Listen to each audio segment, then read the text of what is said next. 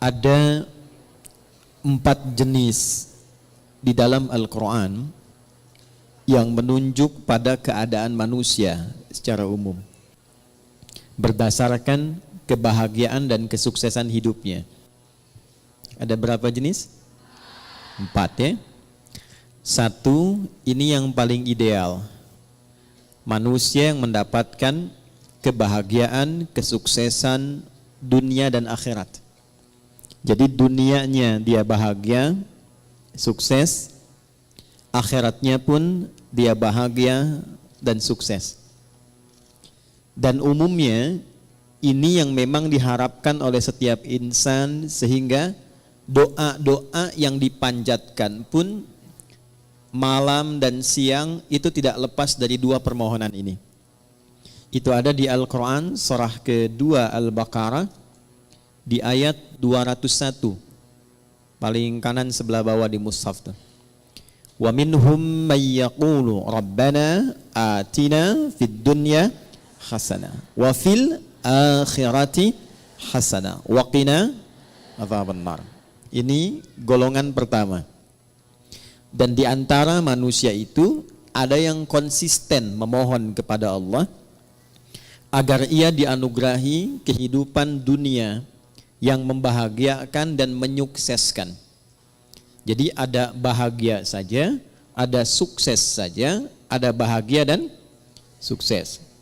Ada orang hidupnya sukses, mawaddahnya banyak, tapi belum tentu bahagia, sakinahnya belum tentu diraih. Kaya iya, tapi kekayaan itu tidak membawa ketenangan dalam berkehidupan. Ada yang begitu? Ada. Jadi ibu pilih mana? Kaya tapi gelisah atau miskin tapi tenang? Alhamdulillah. Oke. Nah, kaya dan tenang, sukses dan bahagia. Maka itu yang dimaksud di ayat ini. Ada orang yang konsisten dengan permohonannya. Dia memohon kepada Allah Subhanahu wa taala agar hidupnya di dunia itu bisa tenang dan sukses, bahagia dan sukses, serta kesuksesan dan kebahagiaan ini bisa dibawa lestari sampai pulang ke akhirat. Ya, tidak cukup dengan amin, kita lihat dulu ya. Nah, yang kedua, nanti kita pelan-pelan lihat rumusnya. Alhamdulillah. Ada orang yang di dunianya itu sukses, bahagia. Tapi kesuksesan dan kebahagiaan dunia itu ternyata tidak memberikan jaminan ia membawa keduanya sampai ke akhirat. Tapi menariknya kata Al-Quran, secara psikologi ada manusia yang penting dunianya sukses dulu. Yang penting dunianya bahagia dulu. Ya, kalau bahasa manusianya kekinian, ya nikmati aja yang sekarang, yang nanti kan belum jelas gitu. Ada yang begitu? Itu pasti akan ditemukan karena golongan ini pun diisyaratkan di Al-Quran di ayat yang ke-200-nya. Jadi kalau tadi 201, kita naik sedikit ke atas ke ayat 200, kita akan temukan tipikal golongan demikian. Wa minan nasi may yaqulu rabbana atina fid dunya. Udah, kalau nggak hafal diam aja ya. Hasanahnya nggak ada di situ. Hasanah itu khusus untuk 201 ya. Baik, kalau hafalan masih di ayat 1, jangan diterusin dulu ya. Wa minan nasi may yaqulu rabbana atina fid dunya wa ma lahum fil akhirati min khalaq. Dan di antara manusia ada yang hidupnya memang diliputi oleh harapan dunia saja. Hasanahnya nggak disebutkan. Ini kuncinya nanti. Dan dia tidak punya orientasi akhirat. Yang penting kerja, nikmati. Dapat rumah yang megah, nikmati. Kendaraan yang mewah, nikmati. Bisa jalan-jalan, senang. Urusan sholat, ya nanti. Baca Al-Quran, nggak harus. Akhirat belum datang kok. Yang pasti yang sekarang ada, itu yang dinikmati. Wa ma lahum fil akhirati min khalaq. Dan dia tidak punya persiapan untuk menyiapkan kehidupan abadinya di akhirat. Itu yang Dua. Yang ketiga, ada golongan orang yang memang ngejar akhirat saja. Dunianya tidak terlalu diperdulikan. Dia abaikan bahkan. Ya. Dia tidak terlalu peduli apakah hari ini makan atau tidak. Dia tidak terlalu peduli apakah punya rumah megah atau tidak. Dia tidak terlalu peduli apakah punya kendaraan atau tidak. Yang penting akhirat masuk surga. Saya ulangi ya. Yang penting akhirat masuk surga. Jadi dunianya dalam tanda petik sedikit diabaikan, atau hidupnya biasa-biasa atau di bawah standar, yang penting orientasinya masuk surga. Ini yang ketiga. Yang keempat, ini yang repot.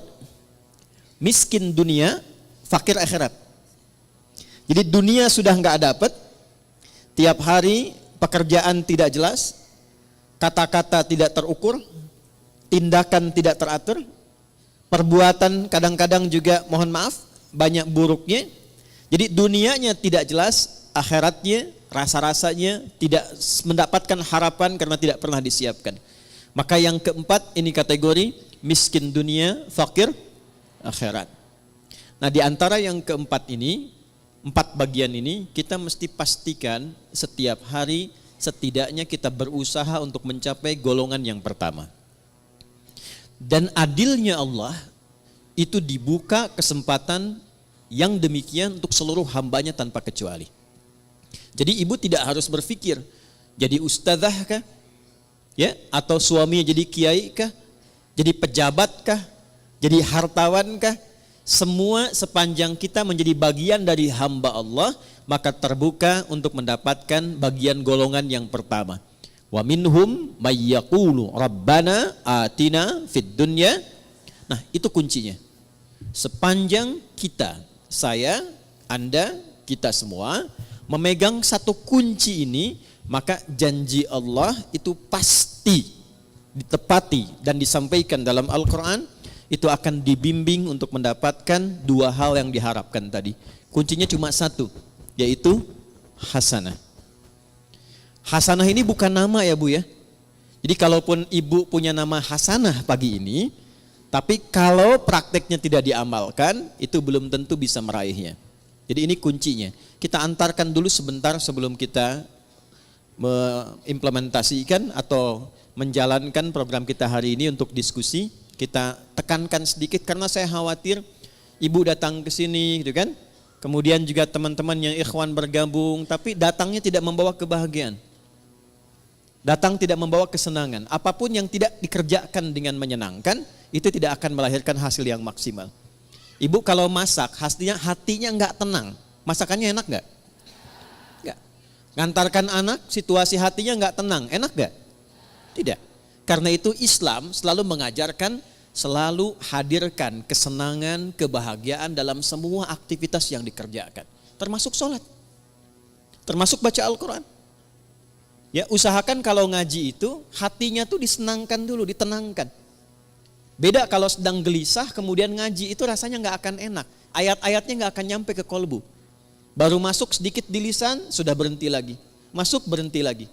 Karena itu rumusnya yang pertama kata Al-Quran, saya agak sedikit percepat untuk menyampaikan pada inti diskusi kita. Wa minhum may yaqulu rabbana atina fid dunya. Nah ini, nggak pakai alif lam ya.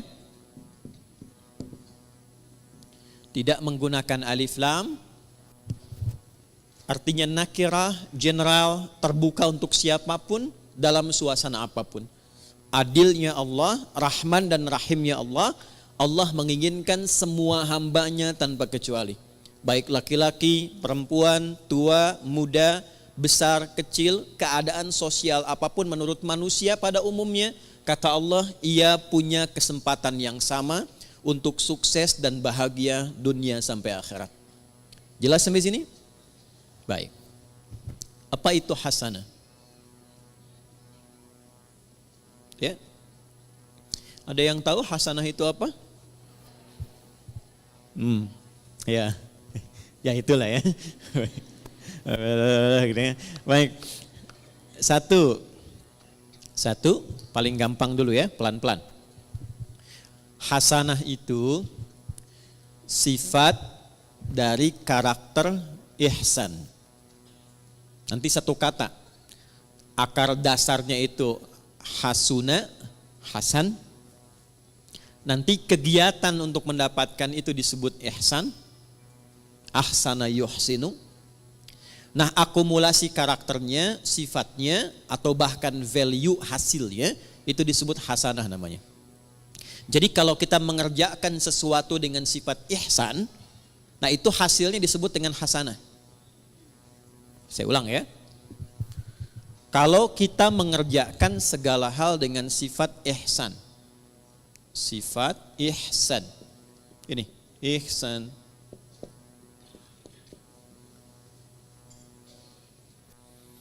Maka hasilnya apa yang diraih oleh kita itu disifati oleh Allah langsung, itu hasanah. Contoh, saya mau minum, fungsi minum itu menghilangkan haus. Jadi kalau ibu minum pakai tangan kanan, pakai tangan kiri, haus tetap hilang. Sepakat? Baik. Tapi kalau kita minum menggunakan sifat ihsan, maka perbuatan minum ini seketika dinilai oleh Allah berubah menjadi hasanah namanya. Jelas sampai sini? Baik. Saya ulangi lagi dengan contoh yang lain. Saya mau berpakaian. Berpakaian orang punya gaya masing-masing.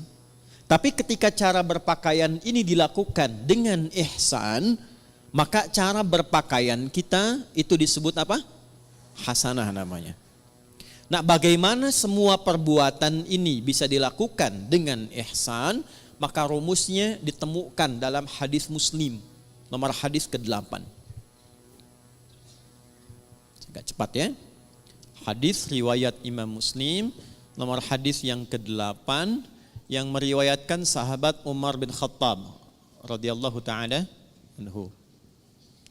Kalau ibu ingin agak sedikit pendek, enggak terlampau panjang dan tebal jilidnya, panjang hadisnya, tebal jilidnya, Imam An-Nawawi pernah mengambil 42 hadis inti kehidupan. Jadi selama kita berkehidupan, kalau belajar 42 hadis ini, kehidupannya akan cenderung mendekatkan pada kebahagiaan dan kesuksesan. Dalam bahasa Arab, 40, 41, 42, sekitar 40-an itu disebut dengan arba'in namanya. Maka beliau memberi nama kitab hadisnya dengan Al-Arba'in. Dikenal dengan Al-Arba'in An-Nawawiyah. Itu hadis nomor 8 di Sahih Muslim ini diletakkan oleh beliau, disusun di urutan yang kedua. Ya. Di Al-Arba'in nomor hadis yang keberapa? Kedua. Tentang iman, Islam, dan ihsan. Nih, dapat ini. قال عن أبي حفص عمر بن الخطاب رضي الله تعالى عنه بينما نحن جلوس عند رسول الله صلى الله عليه وسلم إذ طلع علينا رجل شديد بياض الثياب شديد سواد الشعر لا يرى عليه أثر السفر ولا يعرفه منا أحد فجلس إلى النبي صلى الله عليه وسلم ووضع كفيه على كفيه ووضع رجليه على رجليه ووضع كفيه على فخذيه فقال يا محمد أخبرني عن الإسلام فقال رسول الله صلى الله عليه وسلم الإسلام أن تشهد أن لا إله إلا الله وأن محمد رسول الله وتقيم الصلاة وتؤتي الزكاة وتصوم رمضان وتحج البيت إن استطعت إليه سبيلا قال صدقت فأجبنا يسأله فيصدقه فسأل يا محمد أخبرني عن الإيمان فقال أن تؤمن بالله وملائكته وكتبه ورسله واليوم الآخر وتؤمن بالقدر خيره وشره قال صدقت قال فعجبنا يسأله فيصدقه فسأله يا محمد أخبرني عن الإحسان أخبرني عن الإحسان فقال أن تعبد الله كأنك تراه فإن لم تكن تراه فإنه يراك. Paham? Tidak. Baik. Dari sahabat Umar bin Khattab radhiyallahu taala anhu, saya agak cepat. Satu kali tiba datang seseorang laki-laki. Bajunya itu bersih, putih bersih. Rambutnya tertata rapi. Kemudian kami nggak kenal orang ini dari mana dan tidak nampak pada dirinya bekas-bekas lelah mampir. Fajalasa ilan Nabi sallallahu alaihi wasallam, lantas beliau maju dalam ta'limnya Nabi, maju ke saf depan. Kemudian yang paling menarik itu meletakkan lututnya dekat lutut Nabi, ya, fa asnada rukbatayhi ila rukbatayhi wa wada'a kaffayhi ala fakhidhayhi, dan meletakkan telapak tangannya di pahanya. Ini memberikan kesan, satu, sebelum sampai ke isi hadisnya, memberikan kesan Nabi sedang mencontohkan malaikat yang sedang menyamar menjadi penuntut ilmu kalau ingin sukses belajarnya. Bukan hanya untuk ibu yang dari majlis taklim sekarang. Misal, anaknya ibu ingin sukses di sekolahnya. Yang sedang kuliah di kampus ingin sukses belajarnya. Maka tiru pembuka hadis ini tips bagaimana menjadi seorang penuntut ilmu yang sukses dan cepat mendapatkan ilmunya. Satu, ini yang langsung contohkan malaikat yang menyamar, dan itu diminta oleh Nabi untuk ditiru. Karena nanti di akhir hadisnya Nabi mengatakan, hadza Jibril atakum liyu'allimakum dinakum. Ini Jibril yang sedang menyamar, datang untuk mengajarkan kepada kita bagaimana tentang pokok-pokok ajaran agama kita. Satu, kalau datang ke majlis ilmu, kata Nabi lewat hadis ini, tiru Jibril alaihi salam saat menyamar, fokus untuk datang. Pertama, kenakan pakaian terbaik supaya nyaman. Jadi kalau sejak saat akan berangkat itu kita sudah menyiapkan diri, mengenakan pakaian yang rapi, jadi kerapian itu menunjukkan kesungguhan.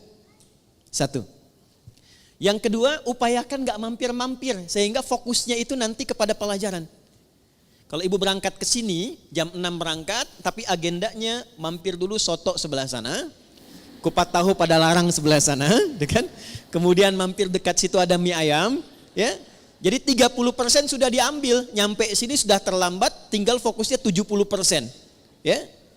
Oke, kemudian ketika sampai, upayakan sedapat mungkin ambil saf pertama. Sedapat mungkin. Ya, kemudian terus ke belakang, terus ke belakang, terus ke belakang. Sehingga apa yang kemudian disampaikan lebih mudah didengar. Lebih jelas, lebih baik.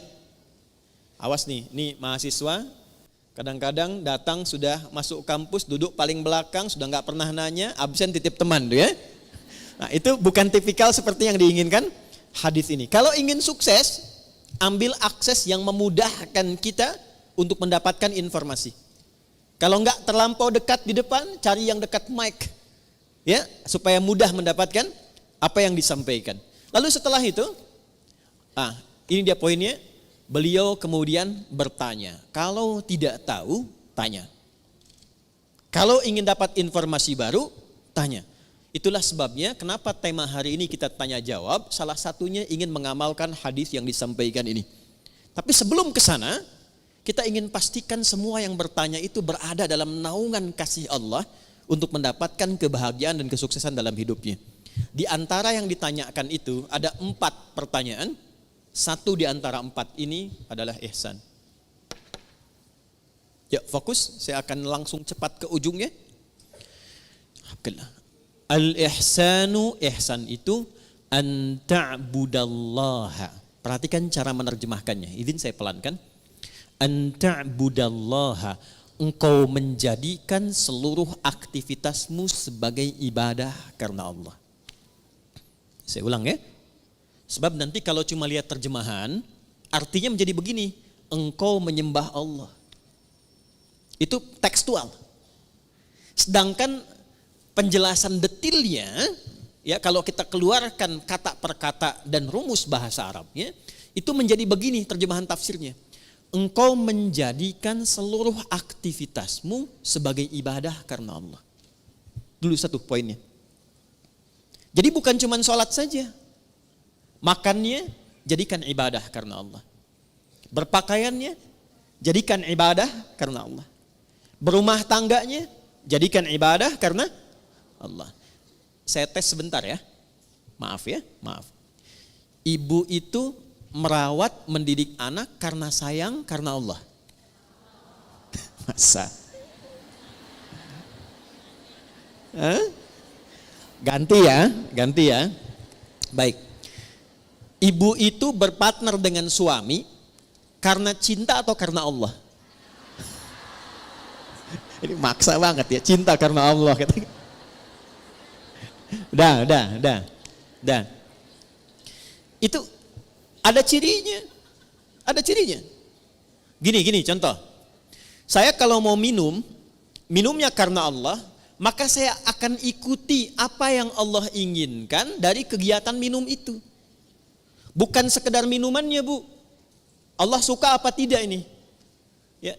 Ini jenis minumannya disukai Allah atau tidak? Tidak mungkin ada seseorang yang ingin minum karena Allah, tapi dia meminum sesuatu yang tidak disukai Allah.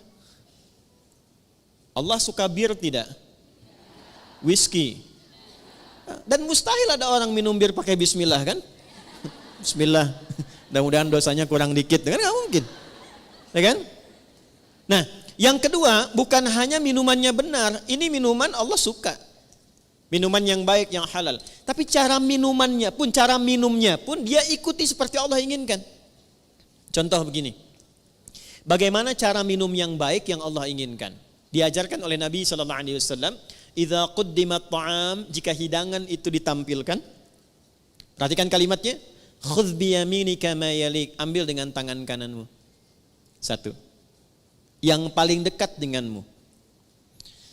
Ini ada di sini misalnya. Izin. Kemudian di sisi lain ada minuman yang agak jauh. Yang diinginkan oleh Allah, contoh lewat Nabi, ambil yang paling dekat dengan tangan kananmu. Ketika ibu meminum seperti ini, diambil yang paling dekat dengan tangan kanan dalam rangka menaati Allah lewat petunjuk Rasulullah, itu sudah masuk kategori ihsan. Selanjutnya, sammillaha au qulu bismillahirrahmanirrahim. Sebelum diminum, ucapkan dulu bismillahirrahmanirrahim. Itu saat dilakukan semua tahapan itu, maka kegiatan minum itu disebut ihsan namanya. Biar jelas ya Bu ya, contohkan nih biar jelas. Ini buka dulu tutupnya, ya, karena nggak mungkin diminum dengan tutup. Ya. Ambil dengan tangan kanan, jelas? Sebut nama Allah, Bismillahirrahmanirrahim. Minum.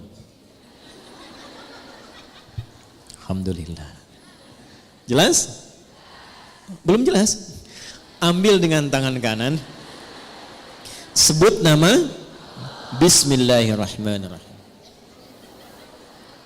Jelas? Alhamdulillah. Maka saya pelan-pelan, kegiatan minum itu yang disebut dengan ihsan, dan dia menghasilkan nilai di sisi Allah disebut dengan hasanah namanya. Nah, hasanah inilah yang kemudian melahirkan apa yang kita sebut dengan berkah. Berkah. Ini dia. Teruskan turunannya. Berkah inilah yang mengantarkan pada kesuksesan dan kebahagiaan. Nih, sukses plus bahagia. Ini asalnya. Dan keduanya ini tidak berhenti di dunia. Sepanjang dilakukan dengan sifat ihsan, ditulis dengan hasanah, keluar sifat berkah, mengantarkan pada sukses dan bahagia, dan perjalanannya terus panjang mengiringi sampai ke akhirat. Nih, sampai ke akhirat. Pelan-pelan ya. Ini poinnya. Makanya sering kita katakan di lisan kita, saya pengen cari berkahnya aja. Saya pengen cari berkahnya. Nah, berkah itu bukan harus kita tafsirkan sedikit, tidak. Bisa banyak. Bahkan kalau kita lihat bahasa Al-Quran, lafaz berkah dalam Al-Quran itu yang paling menarik ketika benar dikerjakan dengan sifat ini, itu dijama'kan bentuknya. Bentuknya jama'. Yuk, saya gali dengan cepat sedikit ya Bu ya. Pelan-pelan lihat rumusnya ke sini. Pekerjaan dikerjakan dengan apa tadi? Nah, rumus untuk menjadi ihsan itu rumusnya 2, iman plus takwa. Iman plus takwa sama dengan ihsan. Karena itu sering kita diminta dalam Al-Quran, tingkatkan takwamu, tingkatkan takwamu. Pernah dengar nggak kalimat itu? Ya, tingkatkan takwamu. Dan kalimat takwa itu seringkali dibuka dengan iman atau disandingkan dengan iman. Ali Imran ayat 102, ya ayyuhalladzina amanu taqullaha haqqa tuqatih. Iman dan takwa, iman dan takwa. Kenapa kita diminta beriman dan bertakwa? Supaya muncul karakter ihsan. Kenapa bisa menjadi ihsan? Supaya mendapatkan hasanah. Kenapa hasanah penting? Supaya meraih berkah. Kenapa berkah penting? Supaya harapan kita terkabulkan. Semua pekerjaannya sukses, hasilnya membahagiakan. Dan jaminannya bukan cuma di dunia, akan wafatnya juga diberikan kedamaian. Di alam kuburnya diberikan keberkahan. Di akhiratnya dibuka keberkahan. Jadi kalau sudah muncul iman takwa, lahir ihsan, itu keberkahan dibuka di langit dan di bumi. Saya ulangi, di langit dan dibuka, di langit dan di bumi itu dibuka. Ada di Quran surah ke-7 ayat 96. Rumus ini ada Quran di Quran surah ke-7 Al-A'raf ayat 96. Yuk kita lihat pelan-pelan. Walau anna ahlal qura, buka mushafnya, amanu iman, wattaqau taqwa, la fatahna alaihim barakatin, berkah jamak sifatnya. Lihat ayatnya. La fatahna alaihim barakatin minas sama'i wal ardh. Langit dan bumi. Ada ayatnya? Quran surah 7 ayat 96. Walau anna ahlal qura amanu wattaqau la fatahna alaihim barakatin minas sama'i wal ardh. Ada ayatnya? Oke. Sudah? Pelan-pelan. Jadi ketika ayat itu diturunkan kepada Rasulullah sallallahu alaihi wasallam, yang diinginkan bukan sekedar jadi bacaan. Kita baca dapat pahala insyaallah. Dapat pahala dan pahalanya pun disebut hasanah. Tapi kalau kita amalkan isinya, nah amalan itulah yang menjadikan kita mampu meraih keberkahan, sehingga keberkahan ini mengiringi kesuksesan dan kebahagiaan yang kita harapkan dalam berkehidupan di dunia.